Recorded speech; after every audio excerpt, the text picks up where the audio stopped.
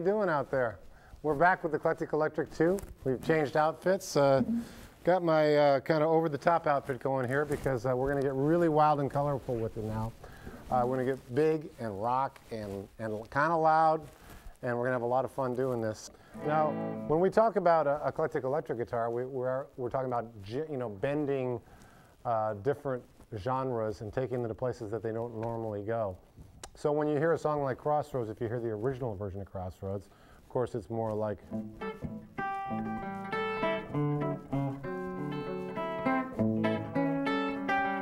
more that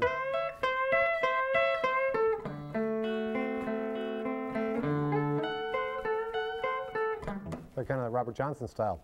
But of course, when that got hybridized in the Fillmore, in was it '68, I think, that they recorded Crossroads live at the Fillmore, everything changed.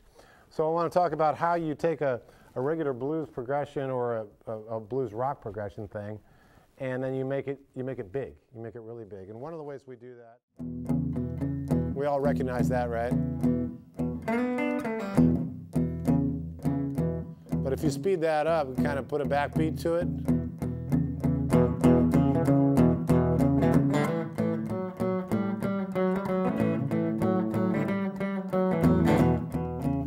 or if you swing it,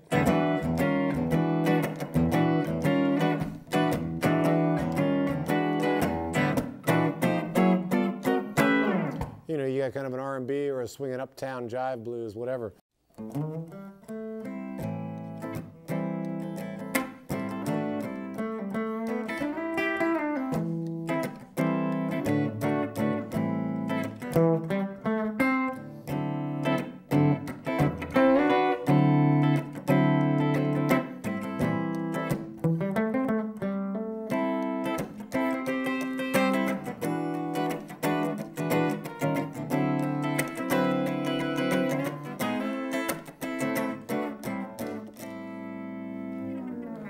And then I talked about the Great Migration, how people moved, 3 million people moved up the Delta all the way to Chicago, cities like Chicago to work.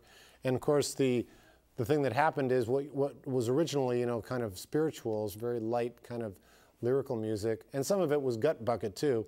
It got the heat and the burning and the pace of the city, and people were working shucking steel and doing the things they do in the big city in Detroit, Chicago, and New York. And so the blues got electrified.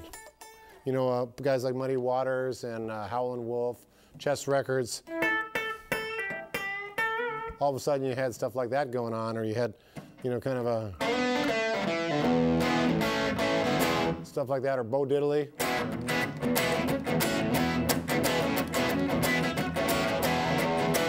All that kind of new music was happening in Chicago at the time. Just wonderful stuff, Buddy Guy.